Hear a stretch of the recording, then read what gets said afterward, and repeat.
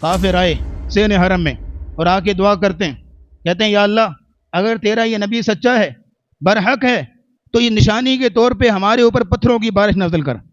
اللہ کو ان کی دعا قبول کرنی چاہیے تھی، کیونکہ رسول اللہ تو برحق ہیں، سچ ہیں، لیکن اللہ نے دعا قبول کیوں نہ کی؟ ریزن بیان کی، فرمایا اے نبی اللہ ان کو کبھی بھی عذاب نہیں دے گا چاہے وہ مانگ رہے ہیں، کیونکہ وَأَنْتَ فِيهِمْ آپ جیسی بابرکت ہستی ان کے اندر موجود ہے۔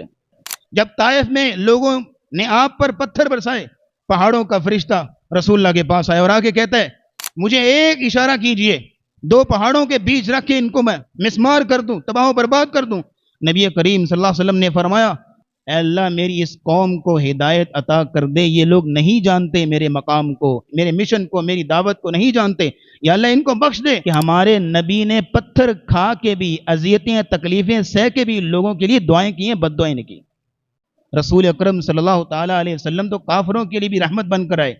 کافروں نے جب اللہ سے دعا کی اللہم ان کان ھذا ھو الحق من عندک فامطر علینا حجارۃ من السماء او ائتنا بعذاب علیم، کافر آئے سین حرم میں اور آ کے دعا کرتے ہیں، کہتے ہیں یا اللہ اگر تیرا یہ نبی سچا ہے، برحق ہے، تو یہ نشانی کے طور پہ ہمارے اوپر پتھروں کی بارش نازل کر۔ اب اللہ چاہتے، اللہ کو چاہیے تھا ان کی دعا قبول کرنی چاہیے کہ انہوں نے سین حرم میں کھڑے ہو کے دعا کی، اپنے لیے بد دعا کی اور کہا کہ اگر یہ تیرا نبی سچا ہے تو نشانی کے طور پہ پتھروں کی بارش نازل کر۔ اللہ کو ان کی دعا قبول کرنی چاہیے تھی، کیونکہ رسول اللہ تو برحق ہیں، سچ ہیں، لیکن اللہ نے دعا قبول کیوں نہ کی؟ ریزن بیان کی، فرمایا وَمَا كَانَ اللَّهُ لِيُعَذِّبَهُمْ وَأَنْتَ فِيهِمْ اے نبی اللہ ان کو کبھی بھی عذاب نہیں دے گا چاہے وہ مانگ رہے ہیں، کیونکہ وَأَنْتَ فِيهِمْ آپ جیسی بابرکت ہستی ان کے اندر موجود ہے۔ آپ کے وجود کی برکت سے وہ لوگ عذاب سے محفوظ رہے، عذاب سے بچے رہے۔ بلکہ امام طبری رحمہ اللہ اس آیت کی تفسیر میں عبداللہ بن عباس رضی اللہ تعالیٰ عنہ کا قول نقل کرتے ہیں۔ عبداللہ بن عباس فرماتے ہیں من آمن باللہ والیوم الآخر کتب لہ الرحمت فی الدنیا والآخرہ، جو شخص اللہ اور آخرت پر ایمان لے آیا اس کو دنیا اور آخرت میں اللہ کی رحمت خاصہ مل گئی۔ لیکن ومن لم یؤمن باللہ والیوم الآخر، جو ایمان نہ لایا، کافر رہا، اس کو رسول اللہ کی رحمت کیسے ملی؟ کیونکہ رسول اللہ تو کافروں کے لیے بھی رحمت ہے، اس کو کیسے ملی؟ فرمایا عوفی مما اصاب الامم، پچھلی قوموں پہ جیسے عذاب آتے تھے اللہ نے رسول اللہ صلی اللہ علیہ وسلم کی وجود کی برکت سے اس امت کو ان عذابوں سے محفوظ کر لیا۔ مکہ میں جب قحط پڑا، اور صحیح بخاری کی حدیث ہے، امام بخاری رحمہ اللہ واقعہ نقل کرتے ہیں کتاب و تفسیر میں، مکہ میں قحط پڑا اور اس قدر قحط پڑا کہ حتی اکل العظام و اکل المیتہ، لوگ جو ہے وہ ہڈیاں چبانے پہ مجبور ہو گئے، مردار کھانے پہ مجبور ہو گئے۔ مکہ میں قحط پڑا ہے اور یہ کافی عرصے رہا۔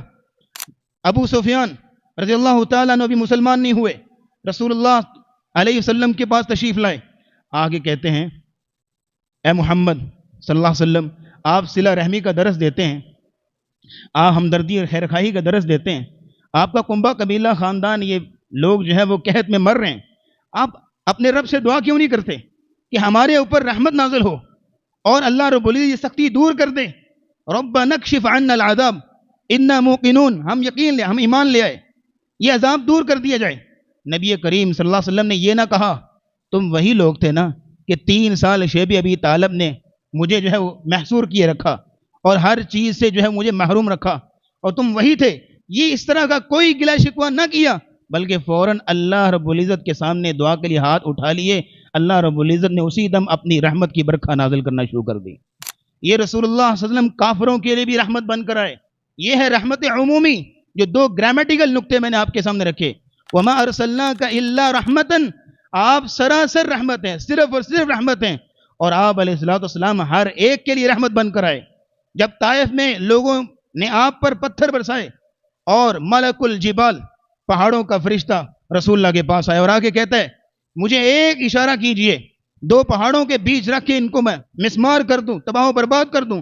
نبی کریم صلی اللہ علیہ وسلم نے فرمایا اللہم اہد قومی فانہم لا یعلمون، اے اللہ میری اس قوم کو ہدایت عطا کر دے، یہ لوگ نہیں جانتے میرے مقام کو، میرے مشن کو، میری دعوت کو نہیں جانتے، یا اللہ ان کو بخش دے۔ صحیح مسلم کے اندر یہ حدیث موجود ہے، اور امام نووی اس حدیث کے اوپر جو ٹائٹل لکھتے ہیں باب ما لقی النبی صلی اللہ علیہ وسلم من اذن، رسول اللہ صلی اللہ علیہ وسلم کو جو اذیتیں پہنچی، تکلیفیں پہنچی، ان کا تذکرہ اس چیپٹر کے اندر آتا ہے۔ کیا مطلب؟ مفہوم یہ سمجھانا چاہ رہے ہیں کہ ہمارے نبی نے پتھر کھا کے بھی، اذیتیں تکلیفیں سہ کے بھی لوگوں کے لیے دعائیں کی ہیں، بد دعائیں نہیں کی۔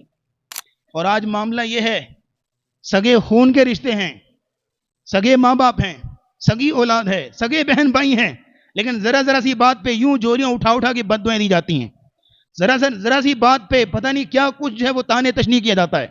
کیا اعتراض؟ یہ رسول اللہ کی شان رحمت سے ہم نے سیکھا، یہ رسول اللہ کی شان رحمت سے ہم نے سبق حاصل کیے۔ امام مسلم میں وہاں پہ صحیح مسلم کے اندر باب قائم کیا، باب ما لقی النبی صلی اللہ علیہ وسلم من اذن، کہ رسول اللہ کو جو اذیتیں دی گئیں، تکلیفیں دی گئیں، ان کا بیان۔ تو اس میں یہ حدیث لے کر آئے سمجھانے کے لیے کہ رسول اللہ صلی اللہ علیہ وسلم نے اذیتیں سہ کر بھی دعائیں دی ہیں۔ یہ ہے رسول اللہ کی شان رحمت۔ فتح مکہ کے موقع پر جب قریش کے لوگ آپ کے سامنے گردنیں جھکائے کھڑے تھے اور آپ علیہ السلام چاہتے تو گن گن کے بدلے لیتے، کیا کیا ظلم انہوں نے نہ کیے۔ آپ نے ان سے پوچھا بتاؤ میں تمہارے ساتھ کیا سلوک کروں؟ انہوں نے کہا آپ کریم ہیں، آپ رحیم ہیں، آپ شفیق ہیں، آپ سے ہم رحمت اور مہربانی کی ہی امید رکھ سکتے ہیں۔ نبی اسلام نے فرمایا میں آج وہی الفاظ کہوں گا جو حضرت یوسف نے اپنے بھائیوں سے کہا تھا، لا تثریب علیکم اليوم، آج تم میں سے کسی پر کوئی ملامت نہیں ہے، انتم الطلقاء، تم سارے کے سارے آزاد ہو میری طرف سے۔ رسول اکرم صلی اللہ تعالی علیہ وسلم نے اپنی شان رحمت سے اس چیز کا پیغام دیا اور اس چیز کا درس دیا۔ آج ہمارے ذہن میں، ہمارے دل میں 10 بندے ہوتے ہیں جن کے بارے میں ہمارا نظریہ یہ ہوتا ہے ان کو کبھی معافی نہیں کرنا۔ اس نے فلاں موقع پہ 10 سال 20 سال بھی گزر چکے ہیں، وہ چھوٹی سی بات اس نے دل میں بڑھا کے رکھی ہوئی ہے، یہ اس نے فلاں موقع پہ مجھے یوں کہا تھا، فلاں موقع پہ اس نے میرے ساتھ یہ کیا تھا۔ رسول رحمت صلی اللہ تعالی علیہ وسلم نے ایک ہی جملے میں تمام کے تمام مظالم کو معاف کر دیا، کہا لا تثریب علیکم اليوم۔